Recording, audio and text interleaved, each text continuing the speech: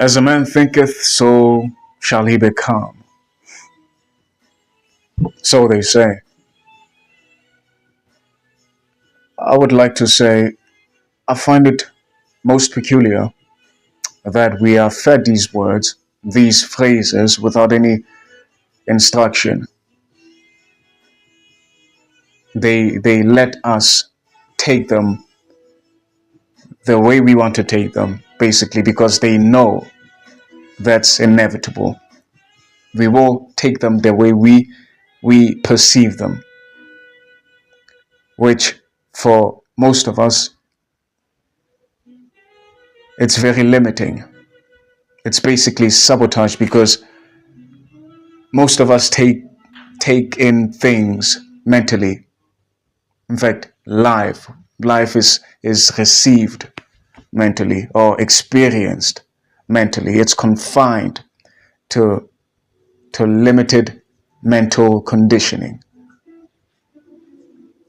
It's not that the conditioning in itself is limited, but the conditioning is the limiting factor. And so we find words like personality, person rooted in past reality, as I would define it. And so when we are faced with such words, we take them the way we know how to, not even know how to, but remember how to, based on our past experience, which is the only experience as far as the common folk is concerned. We are taught that experience is what we've went through,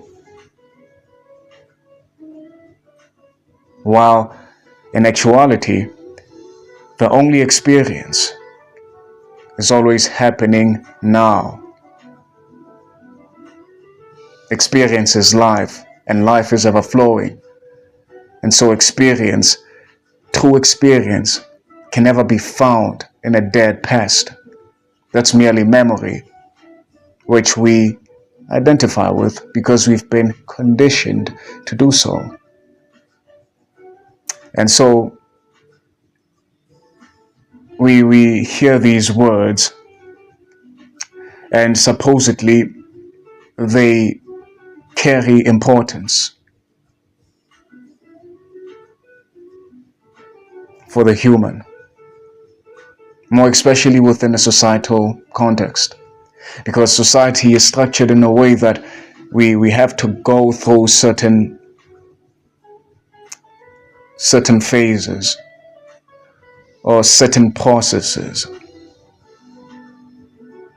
not only to thrive, but for something as basic as sustainability, surviving. We have to buy food. And so, in that sense, that implies that we need money. And so we have other sayings now feeding into the system of being. The confinement that we know as reality. We are told that man must be a certain way and woman another. We are told.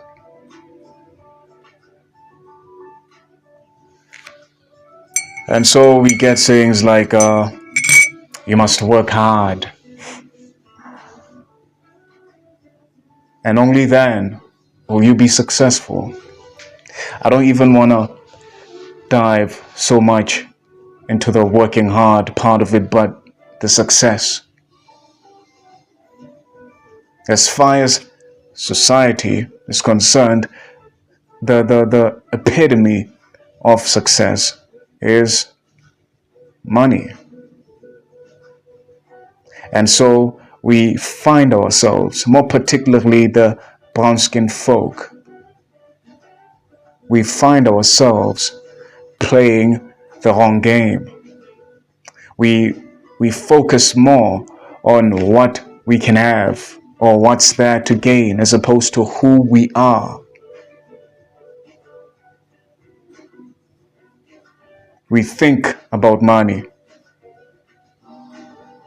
as opposed to being money, because money is only a form of abundance. So I guess what I'm trying to say is, in order to have that particular form of abundance, then you have to be abundant.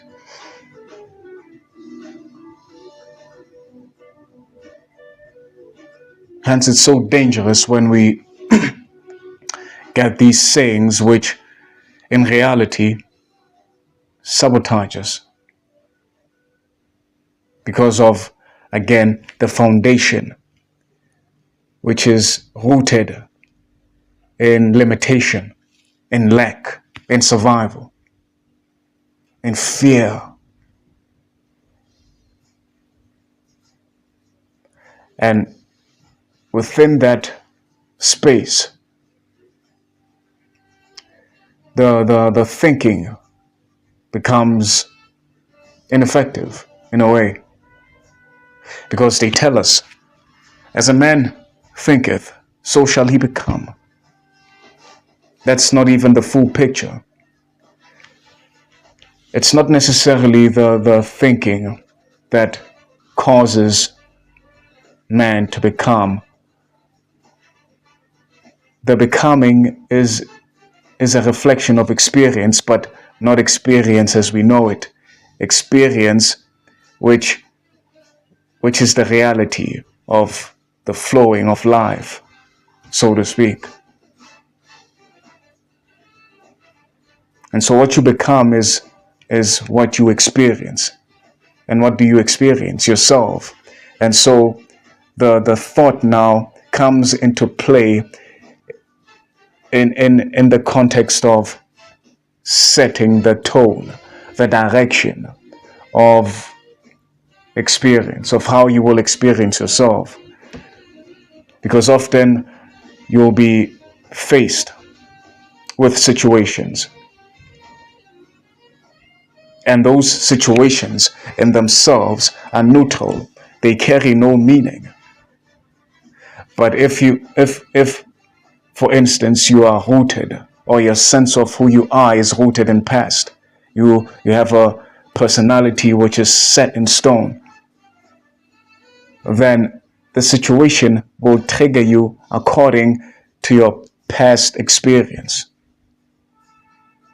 the only experience that you know. And so you keep reliving that experience through the decisions that you make when faced with new circumstances, thereby perpetuating the illusion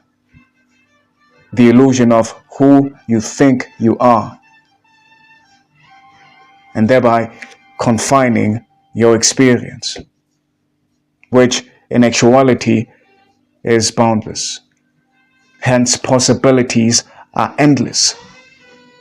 But because you are confined to your limited way of thinking, you don't see the possibilities, you see the warnings, so to speak, the threats. Because if life is confined, if life is limited to past, then fear is your constant companion, and it will influence, it will inspire the decisions that you make. It will inspire how you receive, perceive, and embrace reality. Reality is experience. And so I guess you could say reality is relative as far as the collective is concerned, because we are seeing life differently, apparently. Perhaps we are meant to see it differently, but that doesn't mean that we must be limited in doing so. We must be collectively limited. That way we get to see life differently, which couldn't be further from the truth.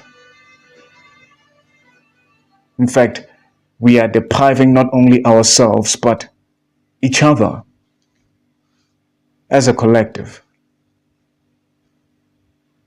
We don't get to experience one another as much as we are supposed to. simply because we don't allow ourselves to experience the self, to experience life without any restrictions. We restrict the flow of life, and so we feel fear. We experience fear. Our life is rooted in fear. We hold the flow of life by identifying, perhaps unconsciously, but nevertheless identifying with past experiences because we don't want to go through the same pain. And yeah, we are meant to learn from pain, but not in a sense that keeps us chained to the past, chained to trauma, chained generationally by the chains of curse, if I may call them that. Because we are generationally cursed, right? And we are bound. So these chains are the curse. But the curse is in the mind. So we are slaves. We are enslaved mentally. We might be free to party all weekend, every weekend, fuck around, fuck as many people as we would like. That freedom is an illusion. It's a trauma response, not even response, but trauma reaction. A reaction because we get triggered. We're living a life of triggerment, if that's a word. A life of being triggered. So, in a sense, the experience of life now becomes an accident. Hence, most people, most of us, feel as though life is happening to us, not for us. We restrict life. And life doesn't want us to do that. And so the situations will keep getting more painful.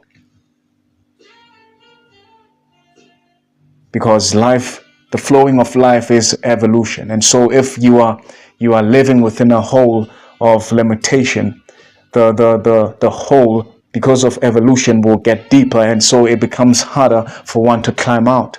Not impossible, but extremely difficult. Because now you are creating layers, more layers to go through.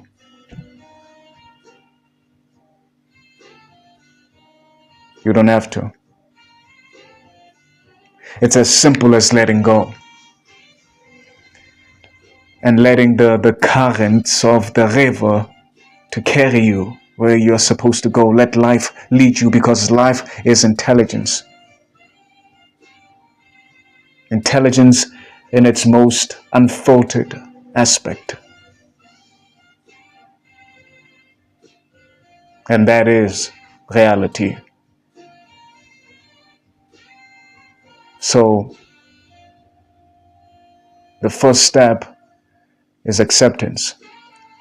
Because acceptance equates to surrender. And once you surrender to the flow of life, you will be led within experiences which you are supposed to go through, at least for healing. Because you have to shed layers.